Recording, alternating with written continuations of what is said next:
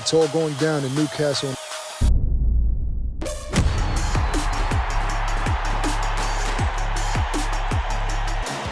You don't want to miss this one.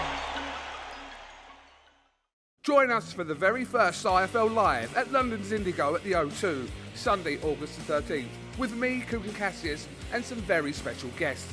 Eddie Hearn, Darren Barker, Johnny Fisher, and more. Tickets now on sale. So in the words of Eddie Hearn, you get up, you dress up, and you fucking show up. This is Colm McGuigan for IFL TV, proudly sponsored by Everlast. Delighted to be joined with Jermaine Franklin. Jermaine, that was a really tough game opponent, someone that only came in like yourself on a couple of weeks' notice, but how do you feel that your performance was in there? You've said before, you're your own biggest critic, right? Yeah, I mean, I felt like I had a decent performance. I felt like I could have did more. I felt like I should have been a little more patient instead of trying to rush things, but I'm adjusted to a new style, trying to be more aggressive, trying to not hold back so much, trying to let the hands go. So, everything's coming into place. And like I said, we really only had a couple weeks. So, as time go by and we get the style together, it's going to be way spectacular performances from now. When you've seen that opponent lined up against you, someone with an extensive amateur record, someone who maybe is an unknown quantity in the pro game, is that kind of a bit of a worry when you're coming into a fight like this because he is an unknown quantity? No. I have, it's hard to explain. Like my will is like no other. They used to ask me, like, going into the AJ fight, am I scared? Am I worried about getting knocked out? No, I feel like if you have those thoughts, I mean, don't get me wrong, every boxer in the beginning has a little butterflies, but if you're scared to fight, you're in the wrong game. It's not something you should do. People die in this sport. So if you're scared or you nervous or you're in there fighting for your life, that's not something you should do. So I never go in there unsure of myself or worried about the opponent. He's a man just like I am. He bleeds just like I bleed. So, you're going to have to kill me in there.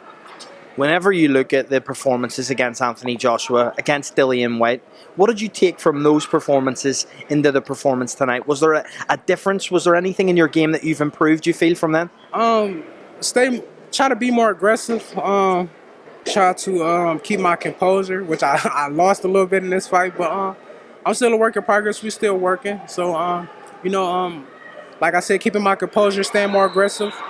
And I felt like I did it a little bit in this fight, but not as much as I should have. So back to the drawing board, just keep working and working and working until we get it how we want to. You caught him with some unbelievable shots in there tonight. One of them's actually going viral, the uppercut.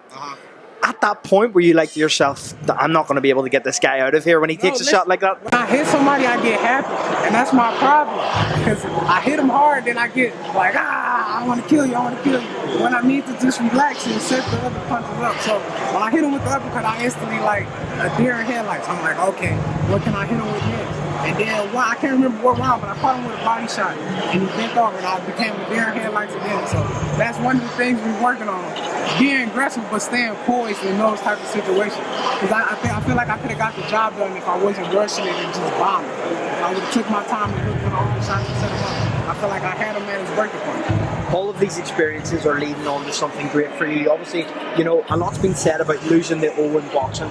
You're evidence that it's not everything. You lost 2 fights against 2 tough opponents. Your stock is rose. Where do you go from here, Jermaine? I mean, from what you said about the O, I feel like that's the new era of boxing. I'm in the era, but I love the old era. The guys fought real guys. And if you took a loss to a Tommy Hearns or a Sugar Ray, who the hell gonna complain about that? Nobody's complaining about that. You just lost to a legend, a future Hall of Famer. So I feel like if the tough guys fighting tough guys, we shouldn't be crying about losses. These are all top 10 guys fighting each other, all top 5 guys fighting each other. This is what the sport should be. This is what we need to get it back to. So, hopefully I'm just working to that position to get us back there. You've solidified yourself as a top 15 heavyweight, I believe, probably even a top 10 now. A lot will be said about who you should fight next. Who do you want next? Give us a couple names. I want anybody in the top 15. I want any world champion. Anybody in the top 10, top 5, top 15. We coming after anybody. I probably can't give you no solidified names because there's a lot of names on the list. Give me someone at the top of your list that you feel that you can beat in that top 15 right now. Well, when we was in England, I heard Daniel was talking shit, him and his coach. I like him a go, Daniel Dubois. Daniel Dubois, yeah. I heard they was talking trash. I don't know if Daniel actually a nice guy. So I don't know if Daniel was talking trash or it was his coach. But we up for the challenge. If y'all want smoke, we ain't ducking nothing. And I know y'all gonna talk shit about sparring, but can you do it in the fight? Jermaine, thank you very much for your time. Always a pleasure to have you on IFL TV, and hopefully we see you again soon. Thank you.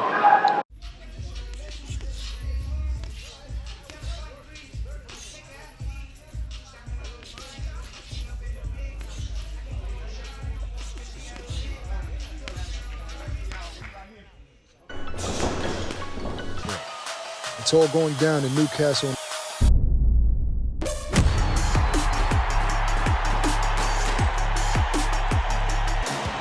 You don't want to miss this one. Join us for the very first IFL Live at London's Indigo at the O2, Sunday, August the 13th, with me, Kugan Cassius, and some very special guests. Eddie Hearn, Darren Barker, Johnny Fisher, and more. Tickets now on sale. So in the words of Eddie Hearn, You get up, you dress up, and you fucking show up.